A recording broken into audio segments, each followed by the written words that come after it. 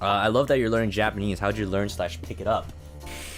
Wow, that is a good question. All right, are you guys ready for like a 30-minute talk? Again? That's the point of Zatsucraft. So true. So basically, how did I start my journey into the to Japanese? I haven't really started learning Japanese until like way later, but I've watched a whole bunch of anime, right? I think a lot of people started out watching anime or like listening to songs or something like that, right?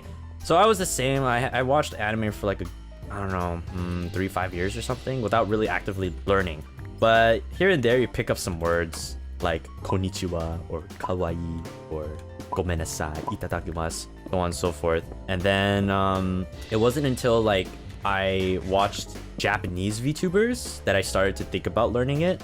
So at the time, there was no really huge established EN VTuber, right? There were no corpos yet, I feel like. Or if there were, there was very little. And I didn't know about it at the time. I thought at that moment, when I first watched JP VTubers, it was just a JP thing. Because I just got into it, I didn't really know much about it, right? So there were a bunch of English clippers anyways, and I was kind of satisfied. So I started watching a whole bunch of JP VTubers with English clips. And I wasn't really thinking about like what they were saying or learning until one of my friends started learning Japanese in his like Japanese class. And then I was like, a year after that, I also decided, you know what, I'm gonna learn Japanese too, because I learned Mandarin, and I'm like, you know, I want to add another language basically, and also because I had an interest because I watched VTubers and stuff. So then I started like actively listening and like picking up words. So every time people would say something, I would remember what that word is that they say in Japanese, but they show it in English. So that's why sometimes some people ask me like, why do you know weird Japanese?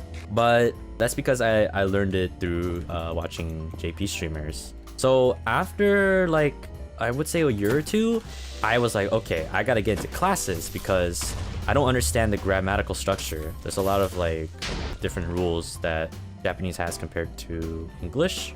So then I asked my friend who was in that class to give me his textbook, and then I studied it by myself. So hiragana and katakana I learned in like, I think I learned it in 2 days. 1 day for hiragana, 1 day for katakana. I memorized it. And then I began reading as much as I can.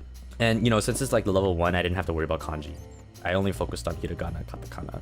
And I read through the book and I got through everything that the year wanted because I wanted to take the test to push me up to level 2.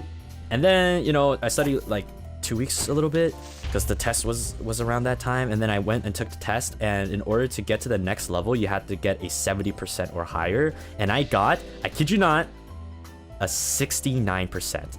The teacher was like, oh, okay, you obviously like kind of already know it anyways, and if you sit in this class like at least for the first semester, you're gonna be bored out of your mind, so I'll try putting you up. Sadly, the slot schedule for like how the classes are made up didn't work out because I had another class at the same time as the level 2 classes were going on. So they're like, oh, I'm so sorry, bud, but you can't go on. It's too complicated to like switch everything. If I was 70%, they would obviously try to like do it, but since I was kind of like an exception, they're more like, let's just not worry about it. I was like, okay.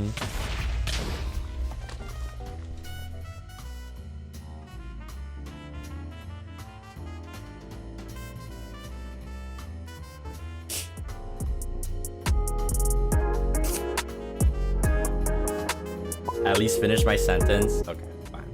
I'll finish the story and then go. That was the story. That was all I wanted to say. And then I've been learning it ever since. There you go.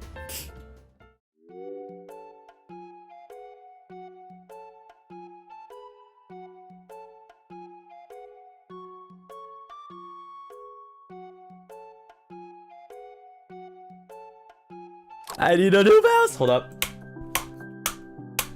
The mouse needs a daily spanking.